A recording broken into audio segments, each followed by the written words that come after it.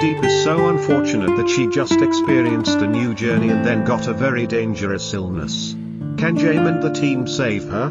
Let's follow this story today on A Quiet Day. Lytudiep greeted her audience with warmth and grace, wishing them peace and good health. Behind her gentle smile, however, a tender and heartbreaking story was unfolding, one marked by love, fear, and the quiet resilience of two people clinging to hope. James, her devoted partner, received an urgent call and quickly arranged for his brother Hung to manage his business and woodshop while he rushed to the city. Diep had collapsed suddenly and was now hospitalized. James explained the situation to Diep's mother over the phone, gently asking if she could care for Diep's farm, the chickens, the ducks, and their loyal dog Haki, while he stayed at her side. Her mother didn't hesitate, understanding that in this moment, both Diep and James needed someone to hold down the world they had built together. At the hospital, James became Diep's quiet guardian, tending to her needs with quiet care, bringing fruit, feeding her, wiping her face, offering massages to ease her pain. Though his gestures were simple, they carried the weight of deep love. Diep, lying in her hospital bed, couldn't help but worry. Did the doctor say what's wrong with me? She asked softly. James reassured her, it was just exhaustion. Something that could be cured with food, rest, and time. But Diep's unease lingered. She looked around at the other patients, some suddenly falling ill, others being rushed into emergency care, and her heart trembled.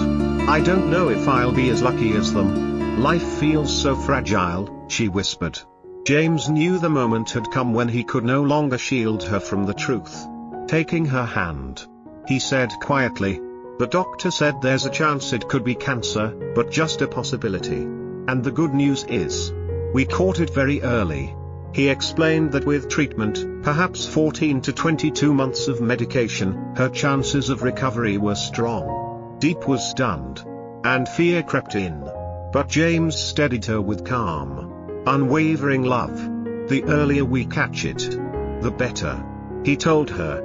And you're not alone. I'm here, every step of the way. In the days that followed, while Diep rested in the hospital, James split his time between the ward and her little farm. In the rain, he fed the animals, cleaned the messy pens, and watered the garden where the vegetables had started to wilt. He did it all without complaint, his thoughts always with her. One evening, as the rain eased and the sun dipped low on the horizon, James and Diep watched the sky turn golden from her hospital room. The sunset is beautiful, she said.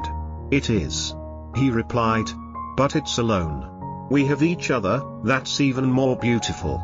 Diep smiled, the corners of her lips trembling with both gratitude and uncertainty. What if I never recover? She asked, voice cracking. James leaned in close.